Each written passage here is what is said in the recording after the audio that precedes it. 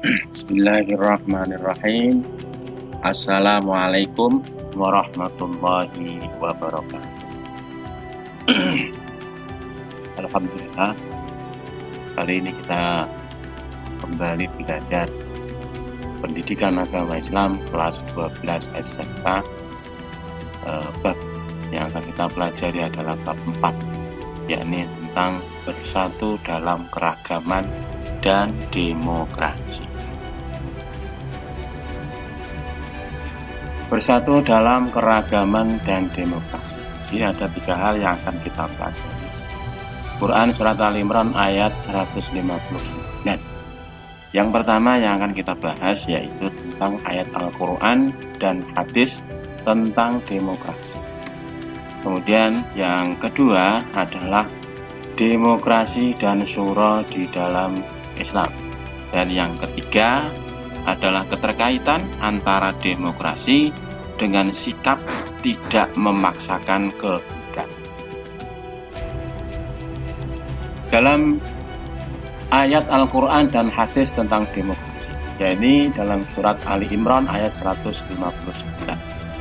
Fabima rahmatin minallahi lintalahum walau kunta faddan ghalidhal qalbi lam faddu min hawlik fa'fu anhum wastaghfir lahum wasyawirhum fil amr fa idza azamta fatawakkal 'ala Allah innallaha yuhibbul mutawakkilin. Yang artinya, maka berkat rahmat Allah engkau Muhammad berlaku lemah lembutlah terhadap mereka. Sekiranya engkau bersikap keras dan berhati kasar, tentulah mereka akan menjauhkan diri dari sekitar. Oleh karena itu, maafkanlah mereka dan mohonkanlah ampunan untuk mereka dan bermusyawarahlah dengan mereka dalam urusan itu. Kemudian apabila engkau telah membulatkan tekad, maka bertawakallah kepada Allah. Sungguh Allah mencintai orang-orang yang bertawakal. Quran Surat Ali Imran 159. Anak-anak sekalian, di dalam ayat Al-Quran Surat Ali Imran ayat 159 tadi, itu asbabun nuzulnya adalah pada saat perang Uhud, di mana perang Uhud merupakan perang yang sangat memilukan. Karena inilah perang di mana umat Islam kalah di dalam peperangan terhadap orang-orang kafir Quraisy. Sehingga banyak syuhada yang meninggal pada perang Uhud itu, termasuk pamannya Rasulullah Shallallahu Alaihi Wasallam, yakni Hamzah, yang meninggal dengan sangat tragis, dibelah dadanya, diambil jantung dan hatinya dimakan perempuan orang kafir Quraisy pada waktu itu. Sehingga Rasul sangat sedih. Mengapa bisa kalah? Nah, karena umat Islam pada waktu itu tidak patuh dengan apa yang diperintahkan oleh Rasulullah Shallallahu Alaihi Wasallam, sehingga orang-orang Islam mengalami kekalahan. Jadi di ayat ini menjelaskan bahwa meskipun dalam keadaan genting seperti terjadinya pelanggaran yang dilakukan oleh sebagian kaum muslimin dalam perang Uhud, sehingga menyebabkan kaum muslimin menderita kekalahan, akan tetapi Rasulullah tetap lemah lembut dan tidak marah terhadap para pelanggar, bahkan memaafkan, memohonkan ampun untuk mereka. Seandainya Rasulullah Shallallahu Alaihi Wasallam bersikap keras, tentu mereka akan menaruh benci kepada beliau. Dalam pergaulan sehari-hari, beliau juga senantiasa memberi maaf terhadap orang yang berbuat salah, serta memohonkan ampun kepada Allah terhadap kesalahan-kesalahan mereka. Di samping itu, Rasulullah SAW juga senantiasa bermusyawarah dengan para sahabatnya tentang hal-hal yang penting, terutama dalam masalah peperangan. Oleh sebab itu, kaum muslimin patuh terhadap keputusan-keputusan yang diperoleh tersebut, karena merupakan keputusan mereka bersama Rasulullah Sallallahu Alaihi Wasallam. Mereka tetap berjuang dengan tekad yang bulat di jalan Allah. Keluhuran budi Rasulullah inilah yang menarik simpati orang-orang lain. Tidak hanya kawan, bahkan lawan pun akan menjadi tertarik sehingga mau masuk agama Islam. Dalam ayat ini ada 3 sifat dan sikap yang secara berurutan disebut dan diperintahkan untuk dilaksanakan sebelum bermusyawarah, yaitu lemah lembut, tidak kasar, dan tidak berhati keras. Meskipun ayat-ayat ini, ayat Ali Imran 159 ini berbicara dalam konteks perang Uhud, akan tetapi esensi sifat-sifat tersebut harus dimiliki dan diterapkan oleh setiap muslim, terutama ketika hendak bermusyawarah. Di samping ayat-ayat tersebut, banyak juga hadis Rasulullah yang mengisyaratkan hadis-hadis Rasulullah Shallallahu Alaihi Wasallam yang mengisyaratkan pentingnya demokrasi, karena beliau dikenal sebagai pemimpin yang paling demokrasi. Di antaranya adalah hadis yang menegaskan bahwa beliau adalah orang yang paling suka bermusyawarah. An Abi Hurairah radhiyallahu anhu qala ma ra'aitu ahadan aktsara masyuratan li ashabihi bi Rasulillah sallallahu alaihi wasallam. Itu yang artinya dari Abu Hurairah, ia berkata, aku tak pernah melihat seseorang yang lebih sering bermusyawarah dengan para sahabat daripada Rasulullah sallallahu alaihi wasallam. Hadis ini menjelaskan bahwa menurut pandangan para sahabat, Rasul adalah orang yang paling suka bermusyawarah dalam hal urusan penting. Beliau senantiasa melibatkan para sahabat untuk diminta pendapatnya, seperti dalam urusan strategi perang. Sikap Rasulullah Shallallahu Alaihi Wasallam tersebut menunjukkan salah satu bentuk kebesaran jiwa beliau dan kerendahan hatinya, tawadhu. Meskipun memiliki status sosial yang paling tinggi dibanding seluruh umat manusia, yaitu sebagai utusan Allah, akan tetapi kedudukannya yang begitu mulia di sisi Allah itu sama sekali tidak membuatnya merasa paling.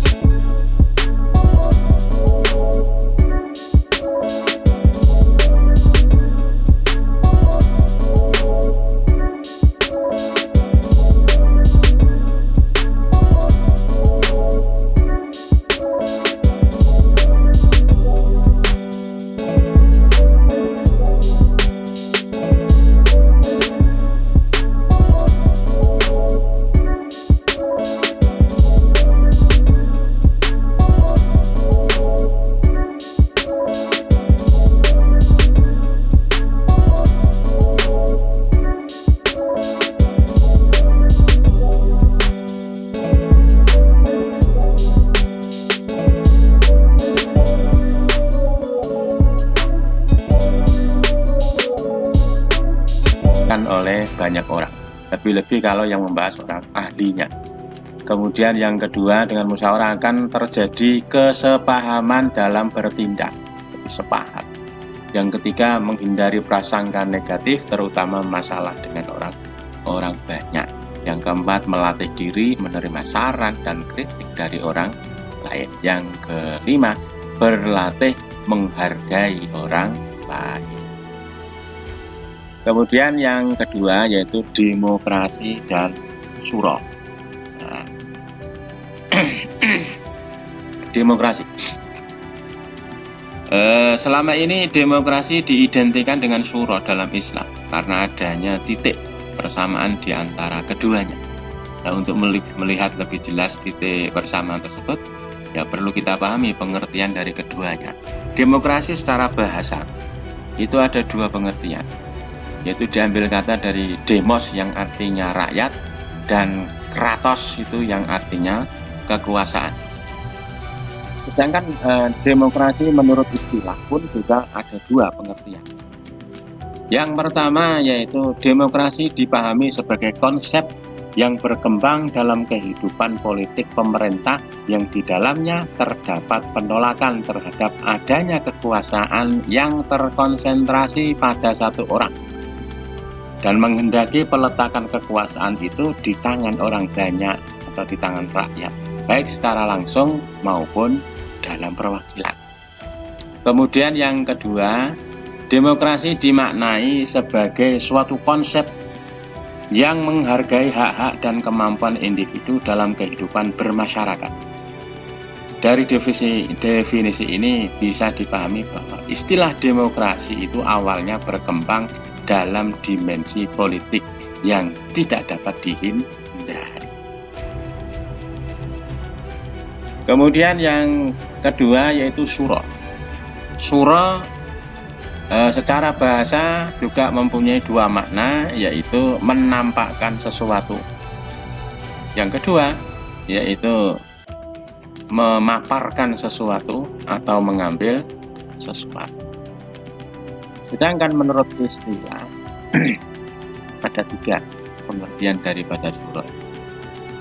Yang pertama yaitu menurut Ar-Raghib Al-Asfahani dalam kitabnya Al-Mufradat fil Gharibil Quran itu mendefinisikan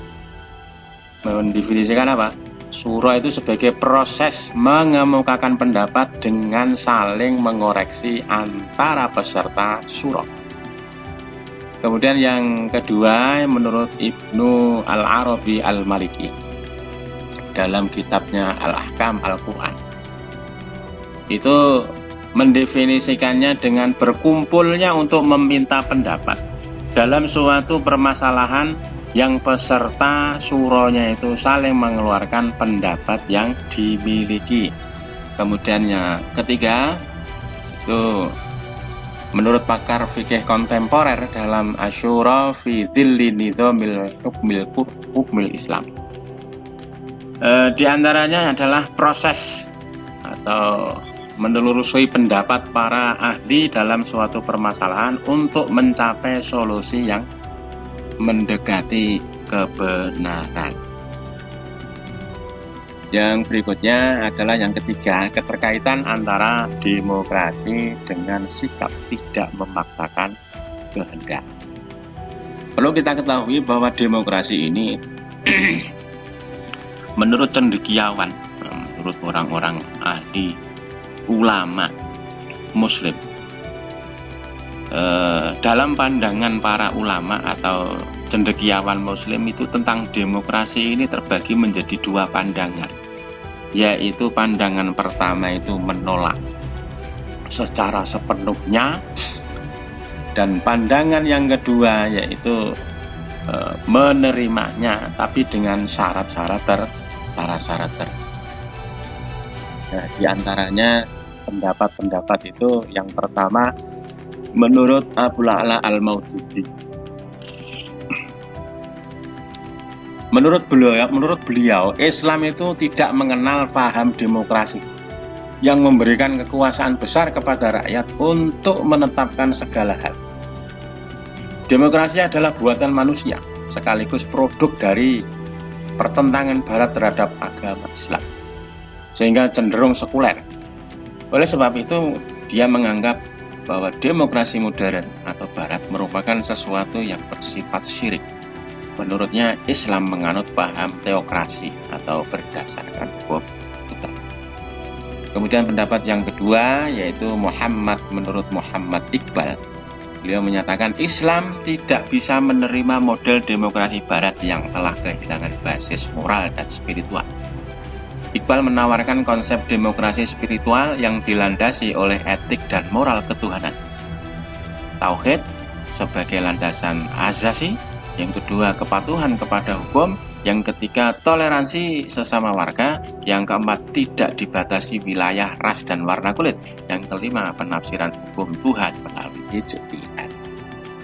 Kemudian yang ketiga, pendapat yang ketiga ini menurut Muhammad Imam. Menurut beliau, Islam tidak menerima demokrasi secara mutlak dan juga tidak menolaknya secara mutlak. Di dalam demokrasi, kekuasaan legislatif yang membuat dan menetapkan hukum secara mutlak berada di tangan rakyat. Dalam sistem syura atau dalam Islam, kekuasaan tersebut merupakan pemenang Allah Subhanahu wa Ta'ala. Dialah pemegang kekuasaan hukum tertinggi.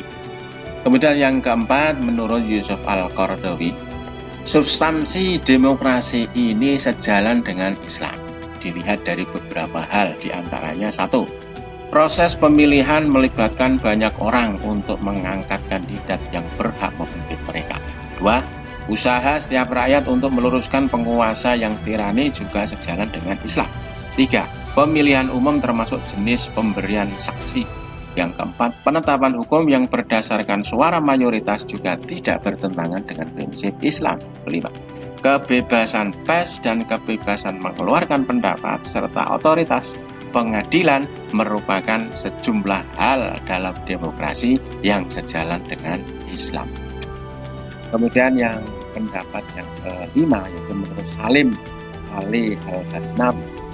Beliau menyatakan demokrasi mengandung sisi yang baik yang tidak bertentangan dengan Islam dan memuat sisi negatif yang bertentangan dengan Islam. Sisi baik demokrasi adalah adanya kedaulatan rakyat selama tidak bertentangan dengan Islam. Sedangkan sisi buruknya adalah penggunaan hak legislatif secara bebas yang dapat mengarah pada sikap menghalalkan yang haram dan mengharamkan yang halal. Oleh karena itu, beliau menawarkan adanya islamisasi demokrasi sebagai berikut. Yang pertama, menetapkan tanggung jawab setiap individu di hadapan Allah Subhanahu wa taala. Yang kedua, wakil rakyat harus berakhlak Islam dalam musyawarah dan tugas-tugas lainnya. Yang ketiga, mayoritas bukan ukuran mutlak dalam kasus yang hukumnya tidak ditemukan di dalam Al-Quran dan Sunnah. Yang keempat, komitmen terhadap Islam terkait dengan persyaratan jabatan, sehingga hanya yang bermoral yang boleh duduk di parlemen. Saudara sekalian, mungkin sampai di sini dulu pelajaran kita. Mudah-mudahan bermanfaat dan insya Allah akan kita lanjutkan pada pertemuan yang akan datang. Kurang lebihnya mohon maaf. Akhirul kalam. Assalamualaikum warahmatullahi wabarakatuh.